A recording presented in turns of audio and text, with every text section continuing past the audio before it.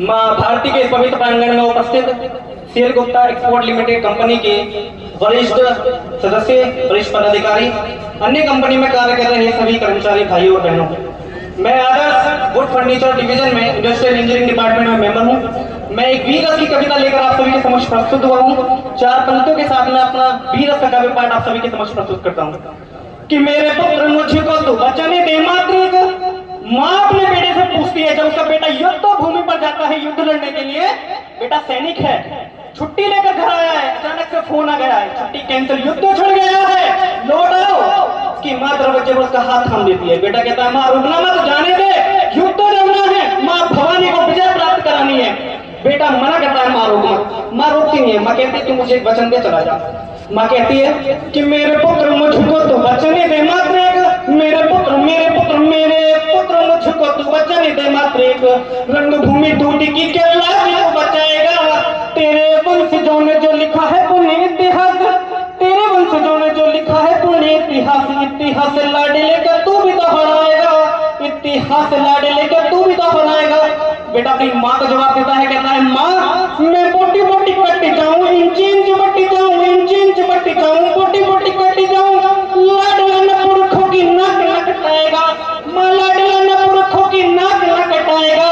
और या तो ये तिरंगा माँ लपेट घर आऊंगा मैं, या तो ये तिरंगा माँ लपेट घर आऊंगा मैं, या तो ये तिरंगा सीमा पार फहराएगा, या तो ये तिरंगा सीमा पार फहराएगा, या तो ये तिरंगा सीमा पार फहराएगा। और अंत में हुआ भी नहीं, सैनिक शहीद हो गया। जैसे ही दुश्मन ने बम छोड़ा उनके छिछड़े मच गए, उनके शरीर के कुछ मांस के टुकड़े पड़े थे, उनको पोटली में बंद करके गांव भेजा गया। जैसे ही इनका सब गांव में आया, चारों तरफ रोने लगे, चीखने लगे, चिल्लाने लगे। उनका एक छोटा सा बच्चा था जिसका नाम था मुन्ना, वो रोने लगा। वो अपनी माँ के पास गया, उसकी माँ रो रही थी। वो अपनी माँ से मासूम सा सवाल पूछता है, वो कहता है माँ मेरा मन बात ये समझ न पाए है, ओढ़ के तिरंगे को छुपा पाए हैं। बेटा पूछता है पहला सवाल, वो कहता है माँ कि पहले पापा मुन्ना मुन्ना कहते आते थे, टॉफियां खिलौने साथ में बिलाते थे, गोदी में उठा के खूब खिलखिलाते थे, हाथ फेर सर पे प्यार भी जताते थे। पर न जाने आज क्यों वो चुप हो गए, लगता है कि खूब गहरी नींद सो गए। पर न जाने आज क्यों वो चुप हो गए, लगता है कि खूब गहरी नींद सो गए। नींद से पापा उठो मुन्ना बुलाए हैं, ओढ़ के तिरंगे को छुपा पाए हैं। बेटा अपने माँ से पूछता है कि पहले तो पापा अकेले आते थे, लेकिन आज फौजी अंकल साथ में क्यों आए, सारा सामान पापा का साथ में क्यों आए।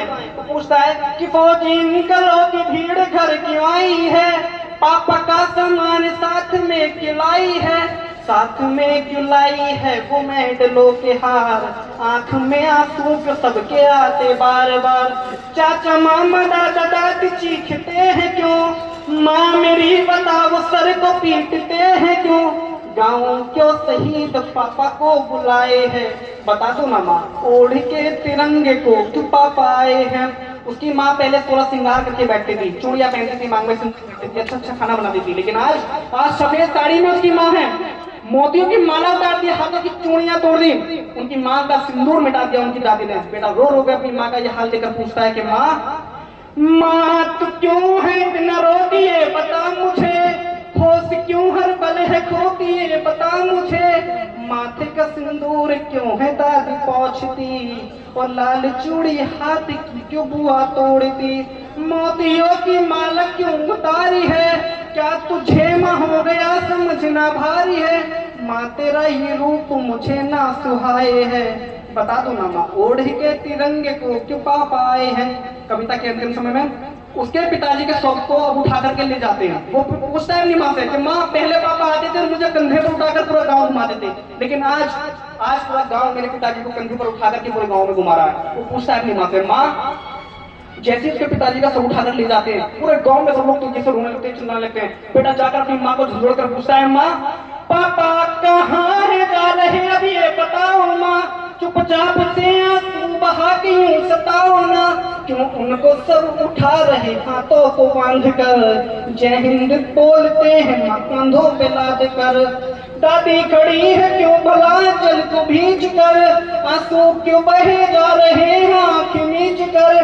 पापा की राह में क्यों फूल है सजाए हैं, ओढ़ के तिरंगे को क्यों पापा है चार पंक्तियां और उसके पिताजी को लकड़ियों में लगा दिया जाता है। अब उसके मुन्ना को लाते हैं लकड़ी में आग लगा करके, कहते हैं उसके दादा कि जा मुन्ना और अपने पापा में आग लगा दे। छोटा सा बच्चा है, कह रहे कि अपने पापा को जला दे।